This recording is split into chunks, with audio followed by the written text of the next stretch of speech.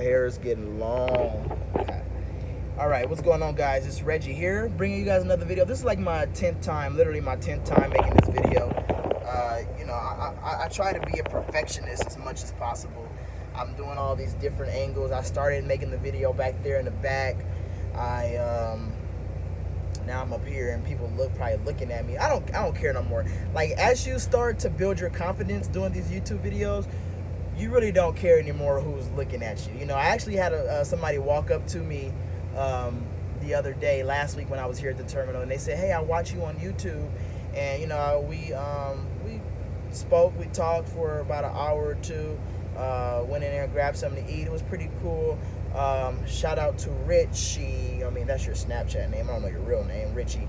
Shout out to him. I don't know if I mentioned him in a video previously, but shout out to you, man. He's really out here with a purpose. He had a really interesting life story, and his reason for being out here, he sacrificed a lot. I did too, but his story was, people really sacrifice stuff to come out here, and so it's a big change of lifestyle, coming into this industry, and it's a lot you have to sacrifice, and it might not be the same thing for everybody. It might be easier for some people and harder for some people, but it is what it is. Now, the initial plan was for me to take my home time in California. After taking my home time, they routed me back here to Springfield, Missouri. The plan was to fly me back home to California to my day cab, where I'll be starting my intermodal work. It did kind of sound too good to be true, but I said, let me just rock with the punches and see, how I'm gonna, just roll with it. Now, turns out it was too good to be true, because I'm not flying home, and I will be home later than expected, which is okay. Because the reason why I was really stressing about being home last week is because I was out on the road for almost 8 weeks. And I understand that it's a grind out here. It is a hustle.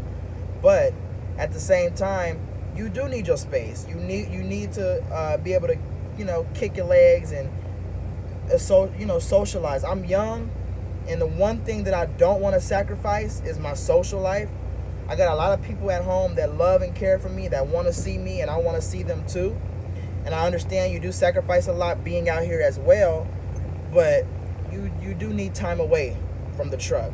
I understand it's a job, it's a career, and it's more than a career, it's a lifestyle, but you do need a break from it, especially me being in this little truck by myself, coming from always being around people to being by myself.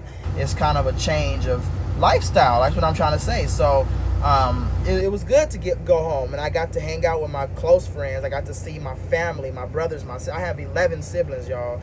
I didn't get to see all of them. But I got to see half of them. And they were glad to see me. My younger siblings were definitely glad to see me. Now, my older siblings, I don't really care.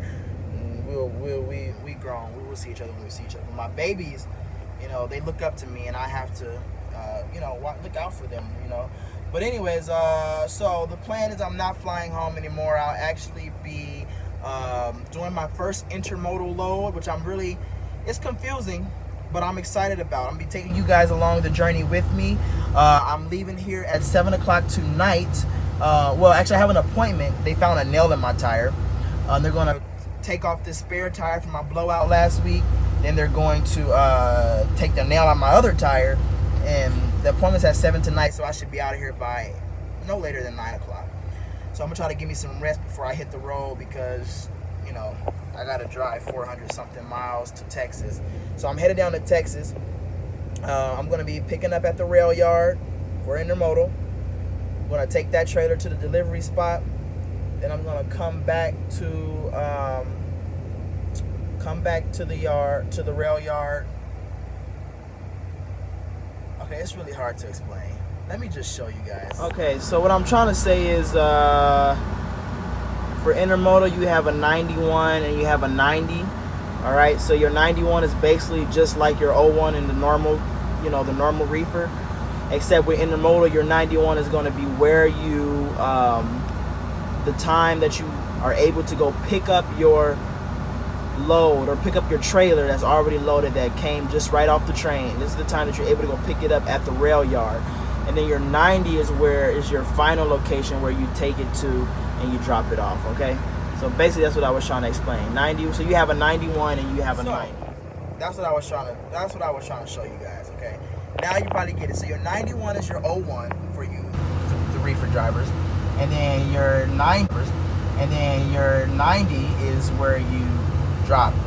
Now there's also a 92 and some other stuff, but I don't have that right now. But that's the specific load. But when I get to California and start doing my intermodal out of California, then I'll have that, he said. So that's that. Now I'm gonna be in Texas this weekend, and I head out to California on Monday. So this is how it's gonna work.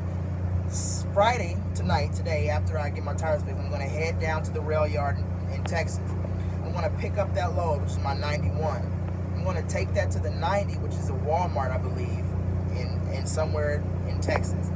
Then I'm gonna come back to that same rail yard, pick up another trailer that came off the next train. Take that to another. Well, I think I take that to the same 90.